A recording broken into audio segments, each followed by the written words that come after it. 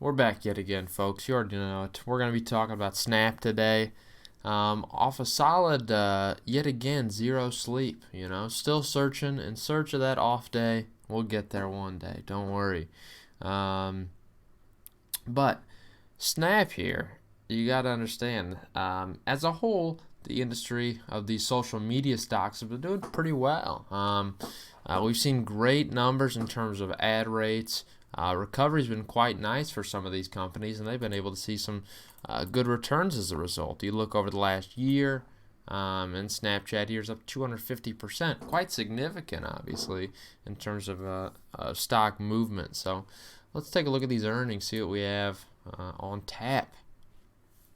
Snapchat reports non-GAAP EPS of 0 cents. It's an even in a non-GAAP, which is a beat by 5 cents. So actually, not too bad, all things considered. But GAAP EPS still at negative 19 cents. It's a beat by 1 cent. It's not a shocker. The company's still a negative earner, as it always has been. So we're not expecting profitability out of the company.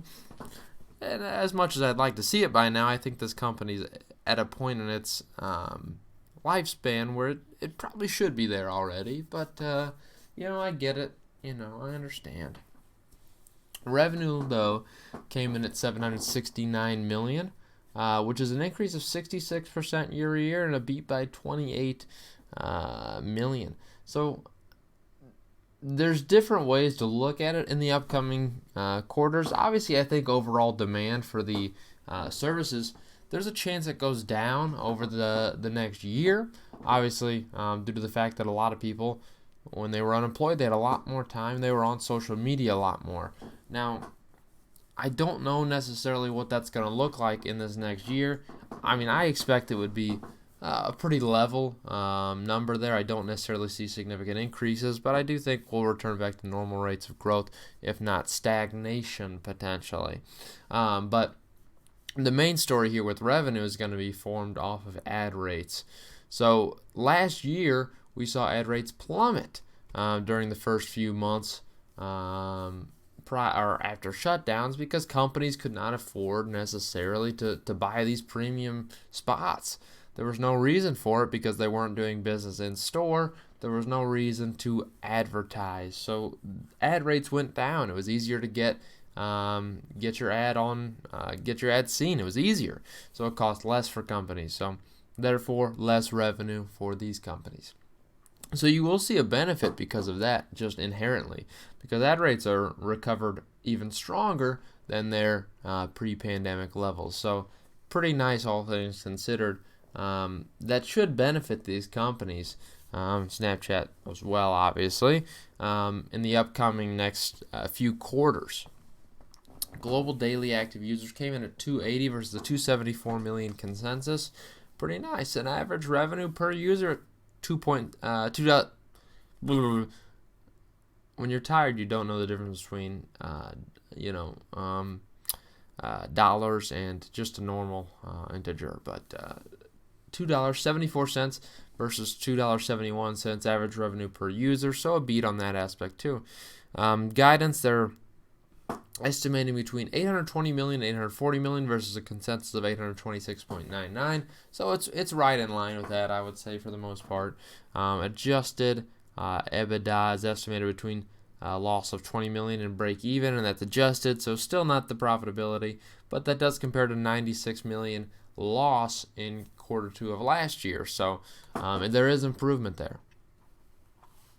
Obviously choppy trading for a reason, though, so we got to find something here. But it is up overall after hours. So, company broke even on a non-GAAP basis, as we saw, versus an expected loss. Good to see that. Good for revenues. Net loss was $286 million, and that compared to a net loss a year ago of $305 million. In my perspective, I don't like that personally. I'll just be real. I think they should see a lot more improvement on that in terms of an actual GAAP basis net loss. I think they should see a lot more improvement by now. You're just not seeing the trend there that you want to see. It's a very, very slow process, but you want to see a lot more progress, and I think they have the capability to. This is a company where margin should be incredible. And yet we still see a net loss by a significant margin, frankly. You're talking about losing $300 million when you're bringing in nearly 800. It's not a good sign for you, so you don't want that. I just want to see better numbers in terms of that, and that's why people say I hate on Snapchat sometimes, but it's because we can't improve here. What's going on? You have the capabilities. I know you do. So just make it happen. Subscribers came in ahead of expectations. Our daily active users up 22%. The daily active users were up sequentially and year-over-year in all the regions. Look at that, as well as both iOS and Android platforms. So nice. Most daily active users in the quarter were on Android version, actually. So more Android users of Snapchat than Apple. Don't know necessarily if that matters, but yeah, who knows? Let's look at this press release. We can bump up this size a little bit for you. Everyone needs a little bit of increase in size. I know that. Unfortunately, gentlemen, we know that all too well. We'd never say no, at least. How about that? So let's look at some good data. Obviously, most of this we've already seen. No doubt. Operating cash flow coming at $131 million. It's good to see positive. It improved by $131 million to $137 million. Interesting. But it's good to see that. Obviously, operating cash flow increasing. It's good. Ideally, we'll see the benefit on the balance sheet. Anyone itchy? I'm getting itchy all of a sudden. What the heck? Operating loss. You saw it. Operating Ross Geller. Operating Ross. I said it again.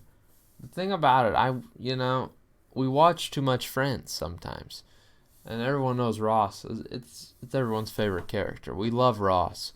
David Schwimmer is revolutionary, and frankly, he changed the sitcom game for everyone. Without him, we would not have modern sitcoms. Anyways, I'm lying, but net loss did see it. There's only a 6% decrease year over year. I want to see better numbers. I really do. I want to see that change a lot more. I want to see them decrease it by 30, 40%. I know they have the ability to. I know they do. I know they do. So, I hate to see it. You do hate to see it. Increased daily active users by 51 million, obviously year over year, which is nice. In March, over 125 million Snapchatters use Spotlight. I don't know. I don't use Spotlight thing. I think it's very just boring. I don't know. I'm not into that stuff. I never got into TikTok either, so it's hard to say. Just don't know. People in general, I think, annoy me, and I think a lot of people do fall into the thing where they think they can have fun. Look, I don't have fun, okay? People in general are just kind of stupid, and they annoy me. So that's why I don't watch that kind of stuff. But if you like that stuff, you like that stuff. It's up to you. I don't do that. 321 channels with over 150 partners. And again, these partners are all freaking, rich, spoiled teens who've had their life handed to them. And just continue to get more money, without having to work for it, besides making a 5-second video. Sorry, that's rude. That's rude to me. It's the free market, so you gotta respect the hustle. I gotta respect it. I don't know if I do. Over 75 million Snapchatters watch beauty-related content. I personally was one of them. I've been working really hard on my lashes, if you haven't noticed. Just redid them this morning. So yeah, that's exactly how it went. I personally am going to look at this balance sheet on this company because we like to look at the balance sheet. It's how I judge the companies. I get excited for a balance sheet. I do, especially when it's a good looking one. Total current assets on this company. Look, here's the deal. A 3 months comparison, not that fair for me. I want more. I want more. But it's what we have, so we're going to stick with it. Total current assets coming in at $3.23 billion compared to $3.3 billion of 3 months ago. That's rough. Now, it looks like they sold off some marketable securities as cash and cash equivalents rose quite a bit, but marketable securities saw quite a dip. So, it looks like they sold off a little bit of assets, potentially. I really converted them into the cash category. Curious if that's for any investments coming up or something. We'll see what that looks like. Typically, if they're going to be increasing that cash position, there might be a reason for it. They're probably going to be spending it on something. Total assets in general at $5 billion compared to $5 billion, increased just a slight bit, so not much of a change in 3 months. Not a shocker. Current liabilities at $751 million. That compares to $667 million of the 3 months ago. You don't like seeing that increase. Obviously, accounts payable increased, as well as accrued expenses. Total liabilities coming in at $3.35 billion, compared to $2.7 billion 3 months prior. You just don't like seeing that. Obviously, they raised capital with some convertible senior notes, so that's why you see that. But stockholder equity saw a decrease, $1.7 billion compared to $2.3 billion. It's not going in the right direction. It's not what I want to see out of this balance sheet. In 3 months' time. Obviously, it's because they raised capital. That's where you're seeing that. So it just is, in my perspective, I want to see better out of a tech company.